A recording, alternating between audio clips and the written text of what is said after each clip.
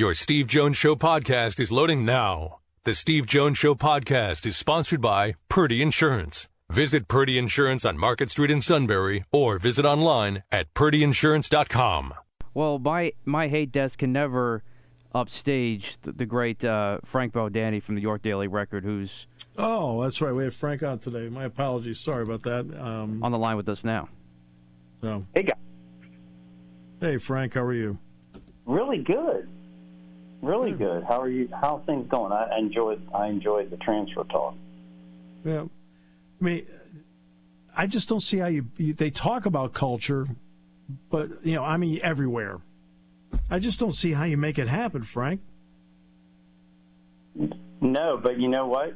Especially in college football today, there's a lot of pressure to try to win, right? Coaches have a small window, and Big Ten East, that window is even tighter.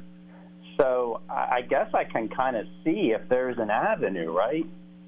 There's going to be some desperation. Maybe that's the right word. Because it did work. Yeah. But it man, did work. You're walking the tightrope, and you're not building for long term that way, obviously. You can't. Yeah, it's interesting. I mean, the guy that's really paying his salary at Michigan State, we saw him go toe-to-toe with Jokic last night. So that's Matt Ishbia. So, but, this is an interesting time where things have, quote, settled down a bit. So what are you seeing in this, quote, settle down period about Penn State now you've had a chance to really assess it? Well, I mean, Penn State, their transfer hit rate is pretty impressive. Yes, it is. And I think they've done it the way where they've accentuated their team. I don't know how much better you can do. I mean, Chop Robinson is incredible, and I think when you take a step back at looking at this team coming out of spring football, to me, the possibilities on defense, I mean, in particular, I think there's a lot upside as they have the chance to me to become one of the best, more dynamic Penn State defenses, but certainly under Franklin, and I think you go back even beyond that. That's the potential. And I think you can say that because of what they've painstakingly put together. And I think it's what you mentioned, too. It's continuity and culture. You don't get to where they're at right now with a quick fix. Chop Robinson is just something a guy like him, guy like maybe a cornerback they bring in, that's just the finishing pieces, No, I agree. And it turns out that all the quarterbacks are recruited. So when you watch, I know the blue-white game and anything else you had a chance to see, what's your thought on the two kids? Oh, well, we know Beau Pribula a little more intimately because he's from York, Yep. And just loves his makeup and demeanor, which I don't think you can oversell at that position what that means. I think still, and I think his grit and in things like strength training, and I mean, you're not going to get someone who's going to work harder, and he's not going anywhere. I mean, this is his dream place, so get asked that a lot by Penn State fans. I don't think he's going anywhere, so I think he's a great number 2 guy right now battling for number 1. And I think, Drew Aller he just has to have the chance to me to be the number 1 guy and do it, right? I mean, we've seen him play, but we've never seen him play when the game has been yet to be decided other than once, right, against Purdue. And I think he just needs, like, how much can you grow into what you can be without getting a chance to do it that way? He just needs that. I think we saw all the possibilities from the arm and everything at the blue-white game. And, I think he's and what they're doing, right, Steve, is they're, even in transfers, they're putting everything they need in place to help him. You have to have that extra running back. To me, they got it. You got he got, like, who knows how good Dante Cephas could be, but you need another guy to challenge in that room for sure, and you get him. And, you know, when's the last time Penn State had a guy like the left tackle coming back? When? At that, I don't know when. Yeah, probably not since. Is a special product. Probably.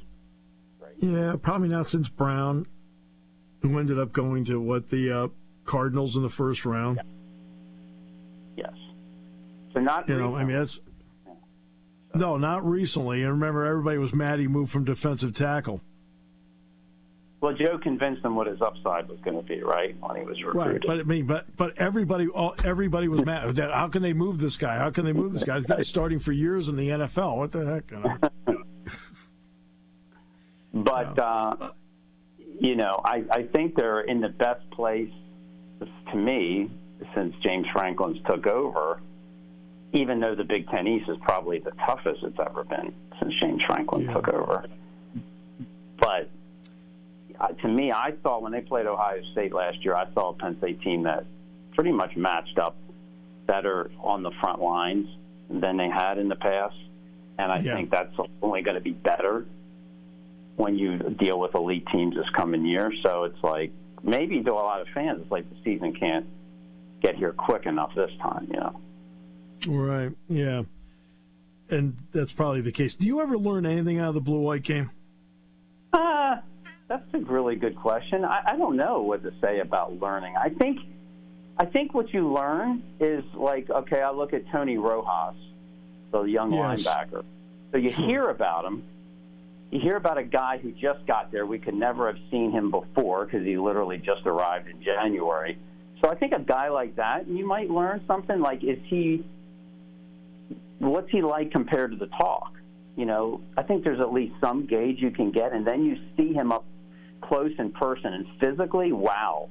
Yeah, he put on the 30 pounds, and he looks like he's ready to play Big Ten football today and be good at it, like physically. Like, that checks out. That's not just talk. And then you do see him fly around and make tackles. I know it's against his own team, but you see it. And I think so that a guy like that is what I think I learned the most from. Like, that's legitimate. He looks like someone you're not going to be able to keep out of the lineup. Any thoughts on the rules they're putting in place to keep the clock moving? Well, I mean, do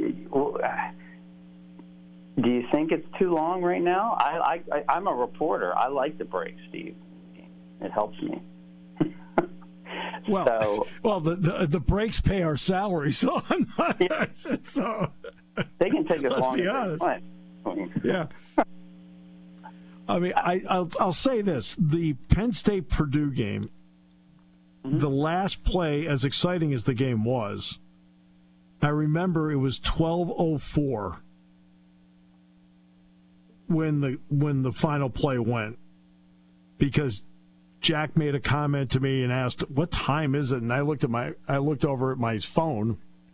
I said, "It's 12:04." That means from the kickoff to then was like 3 hours and 52 minutes.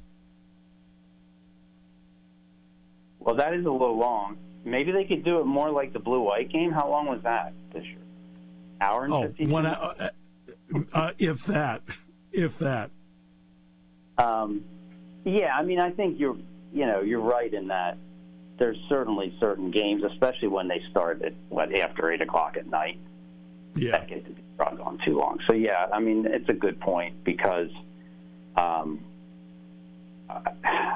no one needs to be up at midnight watching games, really.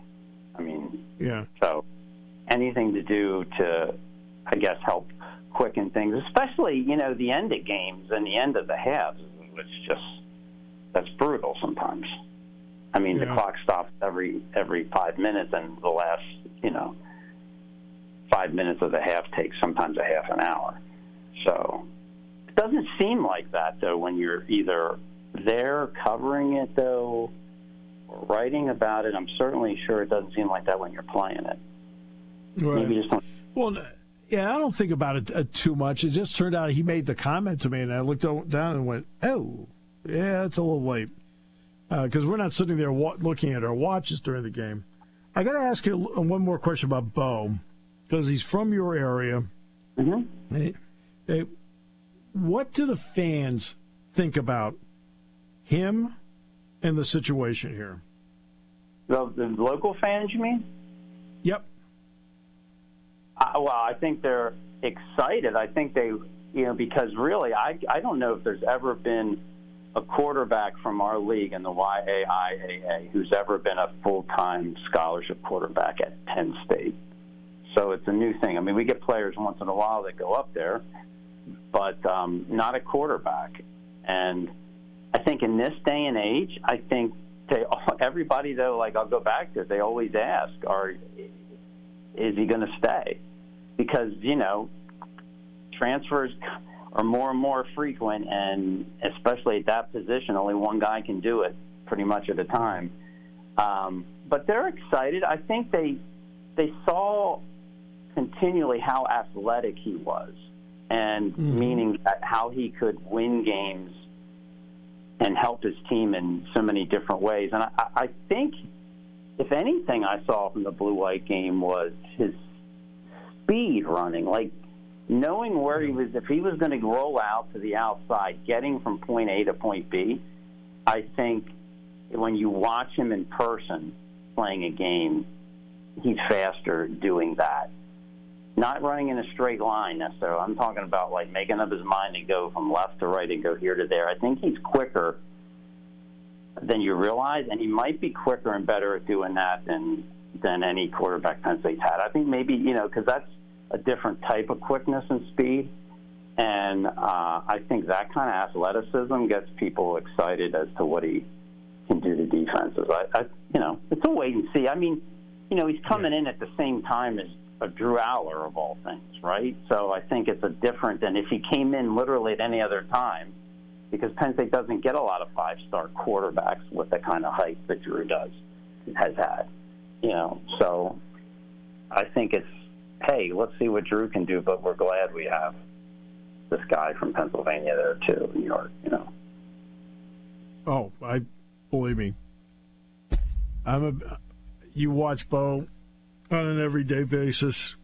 You're a fan. So, I mean, a different type of quarterback. I mean, he doesn't have the arm type of skill that Drew does, but a different type. And if they can find a way to use him appropriately at the same time in games that when they matter, which I think they could if they want, I mean, that's going to only, that's going to make their offense that much tougher. I mean, you can't defend their T formation, to me, right now to begin with. They could almost run the whole game on that, I think. When you have Nick Singleton and Katron Allen and the tight ends they do, that might be the most impressive thing on the offense. I don't know if I saw any one time where a defense knew anything of what they were doing with that formation. And you might want to say, you remember how much Saquon Barkley improved between his first and second year on campus. Yeah. And to me, these running backs, you saw that people were excited, but to me, it's like that's what makes this team special heading into this coming year, is not that look, those guys can get better and markedly so. Saquon got markedly faster between his first year and second year. He got caught from behind his first year. I don't know if he ever got caught from behind again in a Penn State uniform, because he was in the training session for an entire year. And I think these guys are some of their best players are their youngest, them and Abdul Carter, for example, and I think they can do more and be better than they were last year. And I think that's what people will understand until they see it. Frank, always a pleasure, my friend. Thank you so much. Hey, love talking. I appreciate it. Thanks for having me on.